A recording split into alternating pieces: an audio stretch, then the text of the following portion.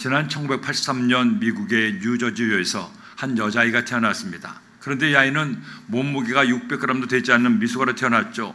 아이의 다리가 간호사의 손가락만도 못했습니다. 아이들은 이 아기가 자라기로는 생각도 하지 못할 정도였습니다. 하지만 그 아이의 부모는 닮았습니다. 인큐베이터에서 벌레처럼 꼼지락거리는 그 아이에게 페이스, 믿음이라는 이름을 붙여주었죠. 아이를 볼 때마다, 안을 때마다, 젖을 먹일 때마다 아이를 축복하면서 말했습니다. 우리 믿음이는, 우리 페이스는 무럭무럭 자라서 하나님 앞에 믿음의 사람이 될 거야. 엄마는 우리 믿음이가 잘 자랄 것을 믿는단다. 하나님께서 반드시 너에게 복을 주실 거야. 이렇게 아이에게 말하며 아이를 잘 키웠습니다. 어떻게 되었겠습니까? 아무도 못 살 것이라고 했던 그 믿음이는 그 어떤 아이보다 잘 자라났습니다. 무엇이 600g도 안 되던 아이를 이처럼 잘 자라겠습니까? 그 부모의 축복의 말과 믿음과 사랑의 말이었습니다. 같은 해 영국에서는 비극적인 자살사건이 보도됐습니다. 이스트본에 살던 13살의 한 소년이 스스로 목숨을 끊은 거예요. 그 원인을 알아보니 이 소년이 자기 집안은 마귀에게 사로잡혀 오래 살지 못하고 죽는다는 소문을 들었다는 겁니다. 그래서 마귀에게 사로잡혀 죽느니 차라리 일치는 게 낫다고 생각한 것이죠. 좀 더 깊이 수사하니까 여기는 아주 악랄한 할아버지의 저주가 있었음을 알게 됐습니다. 그 소년의 할아버지를 원처럼 미워하던 동네의 한 할아버지가 그 집안이 좀 일찍 사람들이 죽은 것을 악용해서 말도 안 되는 소문을 퍼뜨렸습니다. 이 소문이 10살 먹은 아이의 삶을 망가뜨리고 말았던 거죠. 여러분, 사람의 말에는 권세가 있습니다. 하나님의 사람에게 입을 주신 것은 단순히 무엇을 먹고 마시기만 하라고 준 것이 아닙니다. 사람의 입이야말로 사람을 사람 되게 하고 하나님 형상대로 살게 하는 가장 중요한 힘의 원천이 되는 거예요. 그렇다면 어떻게 나의 입이, 내 입에서 나오는 말이 힘의 원천이 될 수 있습니까? 입에서 나오는 말이야말로 사람의 힘과 에너지가 될 수가 있기 때문입니다. 여러분, 만일 여러분이 내 입에서 나오는 말을 바르게 살 수 있다면 여러분은 하나님의 능력을 사용할 수가 있습니다. 하지만 내 입에서 나오는 말이 하나님 보시기에 악하고 더럽고 추한 말이라면 그 말이 나를 죽이는 무서운 독이 될 수가 있는 것입니다. 그렇다면 우리가 어떤 말을 할 때 나에게 하나님의 능력이 나타나게 되겠습니까? 우리가 내 입을 열어 어떻게 고백할 때 하나님이 그 말을 통해 나에게 복을 주시고 그에게도 복을 더하실까요? 오늘 우리는 대단히 중요한 하나님 말씀을 받게 됩니다. 만일 여러분이 이 말씀대로만 말하게 되면 여러분의 삶에 위대한 하나님의 역사가 나타날 수가 있을 것입니다. 내가 내 입술의 말로 이 말도 할 수가 있고 저 말도 할 수 있습니다. 하지만 만일 여러분이 하나님이 기뻐하시는 말, 오늘 말씀에 나오는 말을 하게 된다면 그 말이 나를 살리고 너를 살리고 내 가정을 살리고 우리 교회를 살릴 수가 있는 것입니다. 그렇다면 우리가 어떤 말을 해야 되겠습니까? 어떤 말을 할 때 여러분의 삶에 하나님의 능력이 나타납니까? 옆에 분에게 말씀하십시오. 당신을 축복합니다. 당신을 축복합니다. 따라합시다. 당신을 축복합니다. 당신을 축복합니다. 다른 말하지 말고 이 말을 해보세요. 당신을 축복합니다. 그 축복의 말이 당신에게 복을 받게 하고 나에게 복이 임하게 하는 것입니다. 그런 여러분, 살아갈 동안에 내가 만나는 모든 사람에게, 내 아이에게, 내 남편에게, 내 아내에게, 내 이웃에게, 내가 사랑하는 사람에게, 우리 교우들 사이에 서로이 말하세요. 다른 말하지 마세요. 핀잔 주지 마세요. 욕하지 마세요. 다투지 마세요. 당신을 축복합니다. 애야, 내가 너를 축복한다. 축복의 말을 건네는 여러분 되기를 예수님의 이름으로 축원합니다. 오늘 말씀은 하나님께서 아론과 그의 아들들의 제사장에게 가르쳐준 축복의 말씀입니다. 하나님은 그들이 이스라엘 백성들에게 말할 때 이렇게 말하라고 명령하신 거예요. 그리고 그들이 그렇게 말할 때 그 말대로 복을 주겠다고, 역사하시겠다고 말씀하고 있는 것입니다. 그러므로 여러분, 예수님 믿으며 살면서 내가 만나는 모든 사람을 축복하십시오. 그 복이 먼저 나에게 임하고 그 복이 그에게 갈 수가 있습니다. 그렇다면 우리는 어떤 축복의 말을 해야 되겠습니까? 우리가 어떤 축복을 그를 위해서 빌 때 나에게도 동일한 복이 임할 수가 있겠습니까? 첫째로, 하나님이 그를 지켜달라고 축복하십시오. 여러분, 이스라엘 백성들이 오직 하나님 은혜로 애굽에서 탈출해서 드디어 광야를 지나 가나안에 들어가게 되었습니다. 사실 이제까지도 오직 하나님의 도우심으로 살 수가 있었습니다. 그들에게는 군대도 돈도 무기도 땅도 왕도 그들을 지켜줄 아무것도 가지고 있지 않았기 때문이죠. 그럼에도 하나님은 그들을 애굽 군대 주께에서 건져 주셨고 지켜 주었습니다. 홍해 바다의 파도에서도 구원해 주었습니다. 하지만 사실은 이제 시작이 불과했어요. 아직도 이스라엘 민족이 건너야 될 산은 높고 그들이 건너야 될 강은 깊게만 했습니다. 수많은 적들이 그들을 노리고 있었고 광야의 뱀과 전갈이 그들의 생명을 위협하고 있었죠. 그러기에 하나님은 그런 것들을 보호하시고 지켜주기로 작정하신 겁니다. 하나님이 당신의 백성으로 택하셨으니 그들을 마치 눈동자처럼 암탉이 병아리를 품는 것처럼 보호하시기로 결심하신 거예요. 그러기 위해서 제장들에게 그들을 이렇게 축복하라고 명령하셨습니다. 23절 말씀에 아론과 그의 아들들에게 말하여 이르기를 너희는 이스라엘 자손을 위하여 이렇게 축복하여 이르되 야훼는 내게 복을 주시고 너를 지키시기를 원하며, 따라합시다. 야훼는 내게 복을 주시고 너를 지키시기를 원하며. 계속해서 말씀하죠. 야훼는 그의 얼굴을 내게 비추사 은혜 베푸시기를 원하며 야훼는 그 얼굴을 내게로 향하여 드사 평강 주시기를 원하노라 할지니라 하라. 여러분, 여기 참으로 위대한 진리가 있습니다. 하나님이 우리에게 복을 주기를 원한다는 겁니다. 하나님은 우리를 눈동자처럼 지키시고 보호하시기를 원하시는 거예요. 그것을 위해서 서로에게 축복하라고 명령하고 있다는 겁니다. 내 입을 열어서 그를 위해 복을 빌고 그를 지켜주기를 기도하라는 겁니다. 왜 그렇습니까? 하나님은 마음만 먹으면 우리를 세상 모든 것으로부터 지키실 힘과 능력을 가지고 계시죠. 그런데 왜 우리의 축복을 통해 이렇게 지키시고 돌보신다는 겁니까? 하나님 우리를 인형으로 만들지 않고 사람으로 만들었기 때문입니다. 하나님 우리에게 자유의지를 주어서 내가 자신의 의지대로 하나님을 택하고 하나님께 기도하기를 원하셨습니다. 그리고 내 입에 말의 권세를 주어서 그 하는 말에 따라 하나님이 일하기를 원하셨던 겁니다. 그러므로 여러분, 이것은 보통의 파워가 아닙니다. 보통의 말이 아니죠.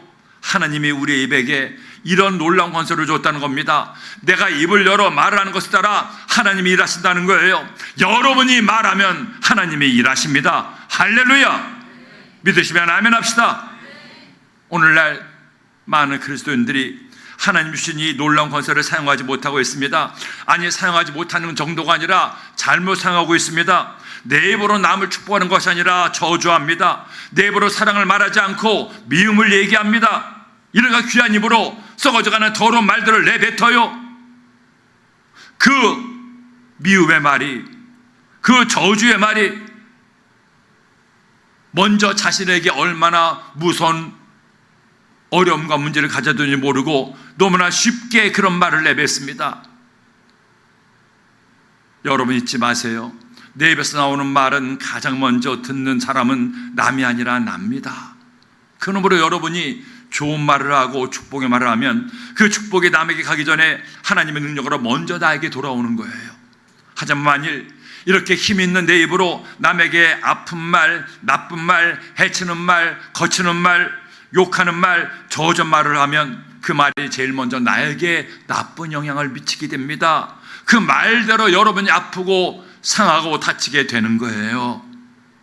그러니 여러분, 우리는 좋은 말을 해야 됩니다. 남을 위해서가 아니라 나를 위해서라도 축복의 말을 해야 됩니다. 나쁜 말과 생각은 예수님의 보혈로 다 써버리고 좋은 생각과 좋은 말을 할 때 그 말이 나도 남도 살리는 생명의 말이 되는 거예요. 여러분은 지금 어떤 말을 하고 있습니까? 축복의 말을 합니까? 남을 해치는 저주의 말을 합니까? 사랑의 말을 합니까? 아니면 미움과 증오와 분노의 말을 하고 있습니까? 여러분의 말이 여러분의 인생을 만들어 갑니다. 미국의 존스 호킨스 대학교의 한 교수가 학생들에게 한 가지를 조사하겠습니다. 볼티모어의 슬럼가에 사는 청소년들에게 그들이 미래에 원하는 것이 무엇인지, 앞으로 20년 후에 자기가 뭘 하고 있을 것이라고 예상하는지를 알아보라는 것이었죠. 그래서 학생들을 조사했습니다. 놀랍게도 조사한 200명의 청소년 중에 90%인 180명이 자신은 앞으로 죄를 지어서 교도소에 있을 것이라고 대답을 한 거예요. 또 실제로 알아보니 스리랑카에 사는 사람 중에 90% 이상이 죄를 지어서 교도소에 갔던 전과자들이라는 겁니다. 그로부터 25년 후에 이 교수가 자신의 서류를 정리하다가 조사 내용을 발견했습니다. 그는 25년 전에 조사했던 것이 어떻게 됐을까 궁금해서 자기과 학생들에게 그들을 찾아 현재 그들의 생활을 알아보라고 조사를 시켰습니다.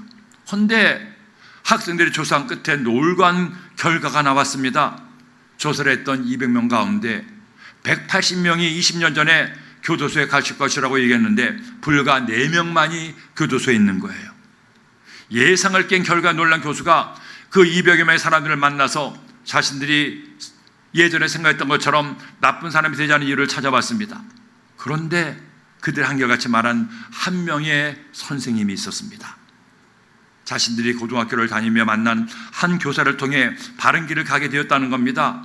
그 선생님은 지금은 은퇴한 오르크라는 이름의 여선생이었습니다. 그 말을 듣고 나서 도대체 어떤 선생인가 하고 교수가 여선생을 찾아가서 비결을 물었습니다. 당신이 어떻게 슬럼가에 살던 그들을 바르게 인도했느냐는 거죠. 이때 그녀가 이런 말을 했습니다. 내가 그 아이들에게 잘한 게 없습니다. 다른 사람들과 똑같이 가르치고 지도했습니다. 그러나 한 가지, 나는 비록 그 아이들이 슬럼가에 살고 있지만 하늘같이 착한 아이들임을 믿었습니다. 때로는 아이들이 사고를 쳐도 나쁜 짓을 해도 넌 앞으로 잘 살 것이라고, 착하고 훌륭한 사람이 될 것이라고 축복해 주었습니다. 내가 그들이 한 것은 축복의 말밖에 없습니다. 한 여선생의 축복의 말이 수많은 학생들의 인생을 바꾼 거예요. 제가 주의 종이 되고 나서 주의 종의 말이 얼마나 권세가 있는지를 깨달았습니다. 그로 저는 최선을 다해서 좋은 말을 하기 위해 노력합니다. 아무리 힘들고 어려운 상황이라도 포기하는 말, 안 된다는 말, 남을 아프게 하는 말을 하지 않으려고 최선을 다합니다. 힘들어도 어려워도 좋은 말, 소망의 말, 용기의 말, 긍정의 말을 하려고 최선을 다했습니다. 그러다 놀랍게도 그 말대로 하나님이 하시는 것을 수없이 체험했어요. 우리의 삶이 언제나 꽃길만 걷겠습니까? 살다 보면 가시밭길도 걸어야 될 때도 있고 원찮은 고난과 어려움도 만나게 됩니다. 하지만 여러분, 어떤 삶의 고난과 어려움이 다가와도 내가 입술로 믿음을 고백하고 주님이 기뻐하시는 축복의 말을 하게 되면 그 말이 여러분을 살리게 됩니다. 그런 여러분, 말을 바꾸세요. 좋은 말을 하세요. 그에게 하나님께서 복을 주시고 그를 지켜달라고 축복해 주세요. 시편 기자도 이렇게 축복하며 노래하고 있습니다. 시편 121편 5절 말씀에 야훼는 너를 지키시는 이시라. 야훼께서 내 오른쪽에서 내 그늘이 되시나니 낮에 해가 너를 상하게 하지 아니하며 밤의 달도 너를 해치지 아니하리로다. 야훼께서 너를 지켜 모든 환난을 면하게 하시며 또 내 영혼을 지키시로다. 야훼께서 너의 출입을 지금부터 영혼까지 지키시로다. 이 말씀처럼 내가 만나는 내 가족에게, 사람들에게 축복하세요. 하나님께서 반드시 너를 지켜주실 거야. 네가 어디로 가든지 하나님 너를 보호하시고 너를 가장 좋은 길로 인도해 주실 거야. 그 축복의 말이 그를 살리고, 아니 그 축복의 말이 먼저 나에게 응답됩니다. 하나님이 여러분을 지켜주십니다. 여러분을 마치 당신의 눈동자와 같이 보호하시고 돌보십니다. 그 은혜가 여러분 모두에게 임하기를 예수님의 이름으로 축원합니다. 둘째로, 하나님이 그에게 은혜 주시기를 축복하세요. 여러분, 하나님은 우리의 입에 권세를 주었습니다. 내가 입을 열어 말할 때 그 말을 통해 하나님이 일하시겠다는 거죠. 그러니 우리는 내 입을 더욱더 조심해야 됩니다. 좋은 말, 지혜로운 말, 하나님이 기뻐하신 말을 많이 해야 됩니다. 그러기에 잠언서 기자는 잠언서 10장 19절에 말씀하죠. 말이 많으면 허물을 면하기 어려우나 그 입술을 제한하는 자는 지혜가 있느니라. 의인의 혀는 수능과 같거니와 악인의 마음은 가치가 적으니라. 더구나 우리가 남에 대해 축복할 때 축복의 말을 통해 하나님께서 먼저 나에게 복을 주겠다는 거죠. 하나님이 아브라함에게 하신 약속을 보세요. 창세기 12장 3절에 너를 축복하는 자에게는 내가 복을 내리고 너를 저주하는 자에게는 내가 저주하리니 땅의 모든 족속이 너로 말미암아 복을 얻을 것이라 하신지라. 그러니 여러분, 내 입의 말이 얼마나 중요한지 아셨습니까? 그러면 이제 우리의 입을 열어 두 번째로 이 말 하십시오. 이런 축복의 기도를 해주세요. 25절 말씀에 야훼는 그의 얼굴을 내게 비추사 은혜에 베푸시기를 원하며, 따라합시다. 은혜에 베푸시기를 원하며, 하나님의 얼굴을 우리에게 보여줘 은혜 베풀어 주기를 기도하라는 겁니다. 하나님의 얼굴을 나에게 비추다는 것이 어떤 뜻입니까? 여러 하나님에게 얼굴이 있습니까? 우리와 같이 눈과 코와 입이 있으신가요? 성경에 보면 가끔 하나님의 손과 발, 얼굴 등이 나오는데 이것 실제 하나님이 우리와 같은 육체를 가졌다는 것이 아닙니다. 영이신 하나님이시지만 육체를 가진 하나님이 아니지만 우리가 이해하기 쉽도록 표현만 그렇게 한 거죠. 그러니 하나님이 그 얼굴로 나에게 비춘다는 것은 하나님이 나를 대면하셔서 나를 직접 앞에 두고 보시면서 은혜를 베풀어 주시겠다는 겁니다. 즉 우리 하나님이 저 멀리 하늘 끝에 앉아만 계시는 것이 아니라 바로 내 얼굴 앞에 당신을 두신다는 거예요. 우리 하나님이 마치 사랑하는 사람들이 얼굴과 얼굴을 맞대는 것처럼 내 앞에 계시며 나에게 당신의 은혜 빛을 비춰준다는 것입니다. 놀랍지 않습니까? 지금 여러분 앞에 하나님의 얼굴이 있다는 거예요. 이렇게 가까이 계신 하나님이 나에게 필요한 은혜를 베풀어 준다는 것입니다. 은혜란 뭔가요? 값없이 주시는 하나님의 선물이 은혜입니다. 그러므로 여러분, 우리 모두에게는 하나님의 은혜가 필요합니다. 내가 구하지 못한 것까지도, 내가 구했지만 감히 주시라고 상상하지 못했던 것까지도 주시는 하나님의 은혜가 필요합니다. 하나님의 자녀는 은혜가 없이는 단 하루도 살 수가 없는 사람들이에요. 그러므로 내가 사랑하는 사람들을 위해 기도하세요. 아니 심지어 나를 미워하는 사람을 위하여 이렇게 축복하고 기도하세요. 하나님, 당신의 얼굴로 그에게 비추사 그에게 은혜를 베풀어 주시옵소서.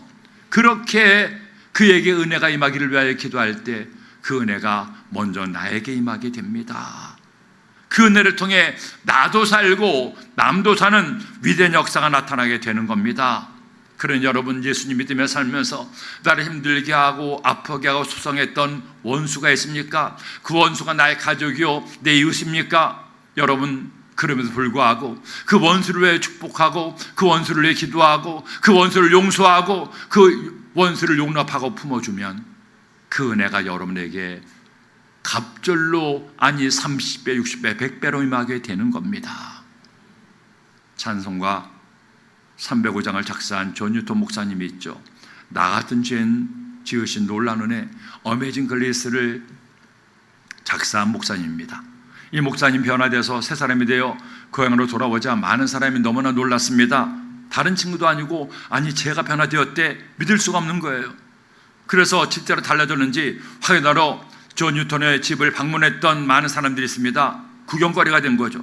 그럴 때마다 이 존 뉴턴 목사님이 웃으며 이렇게 말했습니다. 나는 이전에는 자네들도 알다시피 아프리카에 갇힌 사자였네. 그런데 하나님 나를 생포해서 길들이신 후에 런던으로 데려오시고 나를 이렇게 변화시켜 줬지.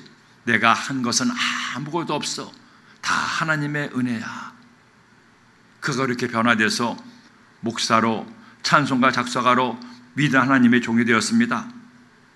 하지만 그도 나이가 들어서 나중에는 무엇이든 너무나 잘 잊어버리는 건망증이 생겼습니다.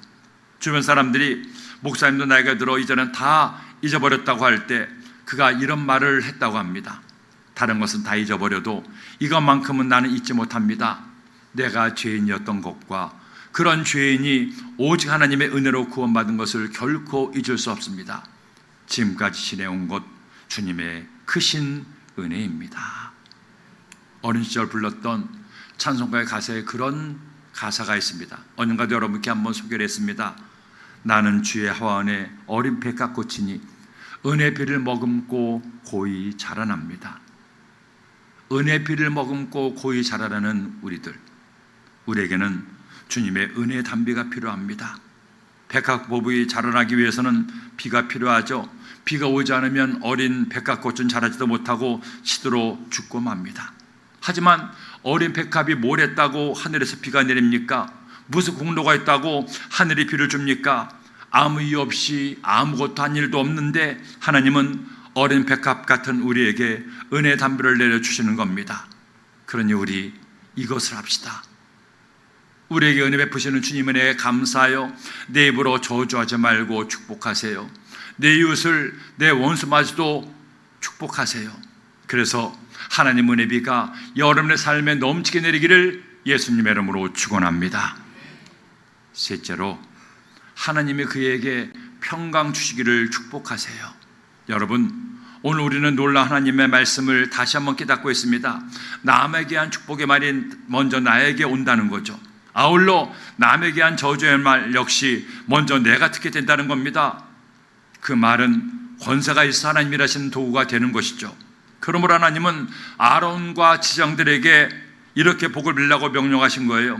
그들이 이렇게 축복의 기도를 할 때 이스라엘 민족에게 복을 주시고 그 기도를 받는 사람들에게 은혜를 베풀어 주겠다는 겁니다. 자, 이제 하나님은 이 축복 기도의 마지막을 이렇게 하라고 말씀합니다.